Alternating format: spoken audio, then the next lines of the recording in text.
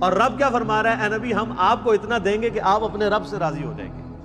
بالکل 180 ڈگری ہے سر, point to be noted. ہم کہتے ہیں کہ ہمارا رب ہم سے راضی ہو, اور اللہ کیا فرما رہا ہے؟ اے نبی ہم آپ کو اتنا دیں گے کہ آپ اپنے رب سے راضی ہو جائیں گے. یہ بہت بڑی شان ہے. اسی کانٹیکسٹ میں صحیح مسلم میں حدیث ہے بڑی رکت انگیز.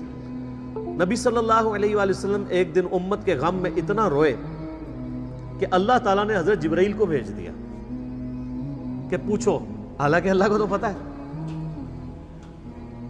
تو جبرائیل علیہ السلام نے کہا کہ اللہ نے مجھے بھیجا ہے, آپ پر سلام بھیجتا ہے اللہ, اور پوچھتا ہے کہ آپ کے رونے اور گریہ کرنے کی وجہ کیا ہے. آپ علیہ السلام نے کہا کہ میری امت. پھر آپ علیہ السلام نے سورہ ابراہیم کی آیات تلاوت کی کہ حضرت ابراہیم نے کہا تھا, اللہ جو نیکوکار بندے ہیں وہ میرے ہیں, اور بروں کو تیرے کھاتے میں ڈال دیا کہ تو جانے ان کا معاملہ. پھر نبی صلی اللہ علیہ وسلم نے سورۃ المائدہ کی تلاوت کی کہ قیامت الدین عیسیٰ علیہ السلام کہیں گے کہ اللہ جب تک میں ان میں موجود رہا ان پر گواہ تھا, اگر میرے بعد انہوں نے شرک کیا تو یہ تو جانے اور تیرا کام. جبکہ اے اللہ میں یہ نہیں کہتا, میں تو کہتا ہوں میری امت. یعنی حضرت ابراہیم بھی اپنی نافرمان امت سے اعلان برات کر رہے ہیں, حضرت عیسیٰ علیہ السلام بھی, اور نبی علیہ السلام کہہ رہے ہیں کہ میں تو اپنی امت کی فکر میں ہوں. تو حضرت جبرائیل علیہ السلام کو پھر اللہ تعالیٰ نے وحی کی, اور انہوں نے نبی علیہ السلام سے کہا کہ میرے محبوب سے فرما دو کہ ہم آپ کو آپ کی امت کے معاملے میں قیامت والے دن رسوا نہیں کریں گے. یہ وہی چیز ہے, وَلَسَوْفَ يُعْطِيكَ رَبُّكَ فَتَرْضَىٰ, ان قریب آپ کا رب اتنا آپ کو دے گا کہ آپ اپنے رب سے راضی ہو جائیں گے. وہ دینا کیا ہے؟ مقام شفاعت. آپ صلی اللہ علیہ وآلہ وسلم کی شفاعت کی برکت سے امت کے گنہگار لوگوں کی بخشش ہو جائے گی انشاءاللہ تعالی. اللہ تعالی ہم سب کو قیامت والے دن اپنے محبوب صلی اللہ علیہ وآلہ وسلم کی شفاعت نصیب فرمائے. آپ صلی اللہ علیہ وآلہ وسلم اور آپ کے اہل بیت کے ساتھ قیامت والے دن ہمیں محشور فرمائے, آمین.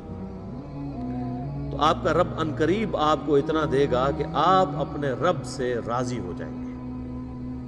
تو نبی صلی اللہ علیہ وآلہ وسلم کی رضا بھی اس کے اندر ہے کہ ان کی امت کے لیے کوئی بخشش کا معاملہ بن جائے.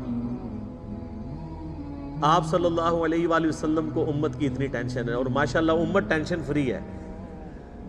امت کہتی ہے جو کچھ بھی ہے تیرے محبوب کی امت سے. اور آپ صلی اللہ علیہ وآلہ وسلم کو تو پتا تھا کہ معاملہ کتنا خطرناک ہوگا. اچھا, یہ تصویر کا ایک رخ ہے, تصویر کا ایک دوسرا رخ اس سے بھی زیادہ خطرناک ہے. وہ سورۃ الفرقان کی آیت نمبر 30 ہے, وقال الرسول یا ربی ان قوم اتخذوا هذا القرآن مہجورا. قیامت والے دن نبی صلی اللہ علیہ وآلہ وسلم شکایت کریں گے کہ اے اللہ میری امت نے قرآن کو پیٹھ کے پیچھے ڈال دیا تھا. نبی علیہ السلام نے اپنی امت کی شکایت بھی لگانی ہے جنہوں نے قرآن کو چھوڑ دیا, قرآن کی تعلیمات سے روگردانی کر دی. اسی لیے آپ دیکھیں کہ نبی علیہ السلام نے حجۃ الوداع کے موقع پر بھی فرمایا قرآن اور سنت, غدیر خم پہ فرمایا قرآن اور اہل بیت. قرآن کو آپ نے کہیں نہیں چھوڑا, اور فرمایا قرآن میں ہدایت ہے, نور ہے, یہ اللہ کی رسی ہے, اسے پکڑو, جو اسے پکڑے گا وہ ہدایت پہ ہوگا, جو چھوڑ دے گا وہ گمراہ ہو جائے گا. تو آپ علیہ السلام کو اللہ تعالیٰ ہمارے ہم قیامت والے دن اتنا دیں گے کہ آپ اپنے رب سے راضی ہو جائیں گے. یہ ویسے گارنٹی آپ علیہ السلام کے لیے تھی. یہاں پہ لوگ کہتے ہیں نہیں فلاں بزرگ کے آپ مرید ہو جائیں, انہوں نے تو وعدہ کیا کہ میں اس وقت تک جنت میں نہیں جاؤں گا جب تک اپنے ماننے والوں کو نہ لے جاؤں. تو یہ تو گارنٹی صرف ایک شخص کے لیے ہے کہ جس کے ہاتھ پہ شفاعت کا دروازہ کھلنا ہے, جس کو اللہ نے راضی کرنا ہے. آپ کے بزرگ بابوں کو راضی کرنے کی کوئی اللہ نے گارنٹی نہیں لی ہوئی ہے. وہ تو اپنی بھی مغفرت کروا لیں تو بڑی بات ہے, اللہ پہ کسی کی کوئی دھونس نہیں ہے. ٹھیک ہوگا جی. اللہ تعالیٰ سے دعا ہے جو حق بات میں نے کہی اللہ تعالیٰ ہمارے دلوں میں راسخ فرمائے.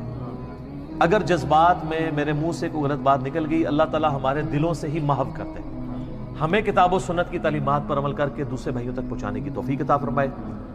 سبحانک اللہم و بحمدک اشہد ان لا الہ الا انت استغفرک و اتوب الیک وما علینا الا البلاغ المبین. جزاکم اللہ خیر.